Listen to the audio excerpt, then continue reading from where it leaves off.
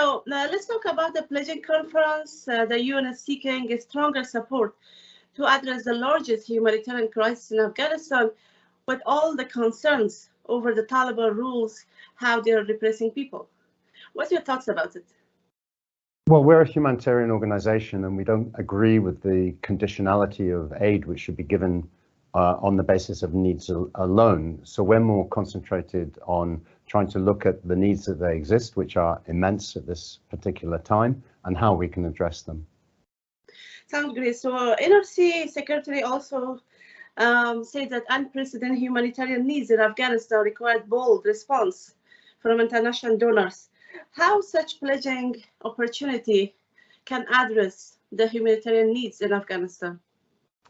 Well, the needs are that the appeal is for 4.4 billion for 24 million people at risk at the moment. So what we're hoping for the conference is generous pledges towards all aspects of the appeal, which cover education, shelter, water needs, protection, and of course food. So we're looking for that, but beyond that, we're looking for support to actually revitalize the economy, because part of the crisis now is caused by the economic collapse.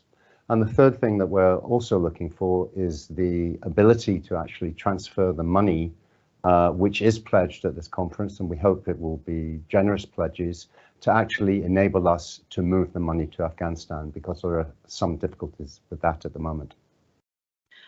So you're hoping such pledging will address or avoid further loss for Afghan people and address the crisis people are facing? It's not only humanitarian, it's also economy, health.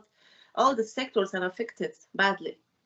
They are affected badly, and we also have to look at the fact that there's the worst drought in Afghanistan for 40 years. So these are multiple reasons for the humanitarian crisis, which, as I said, is affecting 24 million people.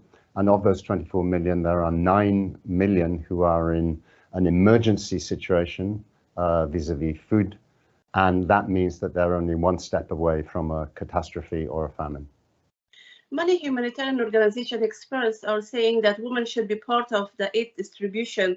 Is there any kind of effort going on to convince the Taliban to allow women to be part of this aid distribution for the people? And actually, there are so many widows also as well. Well, the Taliban have made pronouncement both in terms of women's participation in terms of what they need, but also specifically in terms of girls' education. So what we need to do now is make sure that those announcements about the place of women are actually followed through. And we need to make sure that our humanitarian aid is delivered without any consideration apart from the needs. NRC is active in Afghanistan and have been helping with the food and all fronts, including education and girls' schools. What are the challenges you have and still you didn't overcome, and even you're trying to also make sure the Taliban support your efforts? Well, there are several issues around education, and they're not just about the restrictions that may be on girls going to school. We have programs which are actually trying to reconstruct schools, because in many places there are not adequate facilities, and also looking at other reasons why girls may not be able to go to school. And in the current economic situation, of course, we're finding that people are using coping mechanisms, as we call them, to survive. And one of those coping mechanisms is early marriage for girls. And that, of course, also means that they're not going to school. So there's a multiple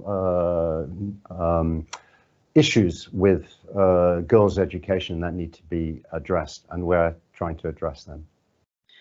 As you mentioned, education is a priority, and as also human rights organization suggesting the donor companies donor states and countries to consider girls' education and part of when they are doing the donation for Afghanistan. how likely it is that Taliban will be convinced to allow these teenage girls to go back to school? We are very hopeful because of the pronouncements that have been made in the past. And of course, we in all our work uphold human rights, and that includes the right to education for boys as well as girls. That's our position, but we don't want the issue of restrictions on girls to go to school to detract from the needs, which are immense across the board. So we don't look at any kind of conditionality on aid. We purely deliver what we can to those people who are in need. Just last question, sir. The flow of the money and aid to Afghanistan, there were many challenges with the banking system, and also World Bank held back $600 million from the aid since the Taliban didn't allow the girls to go back to school. How are these problems or challenges coming through? Yes, the issue of moving money into the country requires the re-establishment of, first of all, a central bank system, and secondly, what we call de-risking. In other words, making it possible for the world financial system to work effectively, even in the difficult circumstances of Afghanistan, so that we can move money, which may be pledged at this conference, to the work that we do in Afghanistan.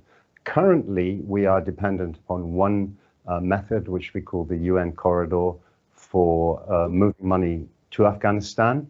That is only possible on a month-by-month basis. And we have done research on various ways of moving money into Afghanistan.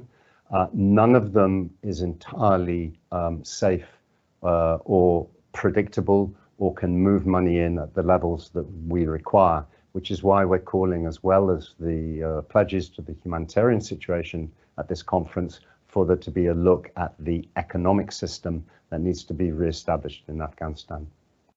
Just last question, sir, I'm sorry, but Ukraine issue, do you think it's overshadowed Afghanistan issue somehow? It was brought up in the UN conference I was watching this morning when it launched. They spoke also about Ukraine, how it impact on your work for Afghanistan, and do you think somehow Afghanistan is forgotten? I think it's not just a matter between Afghanistan and Ukraine. There are 92 million people who are now displaced worldwide.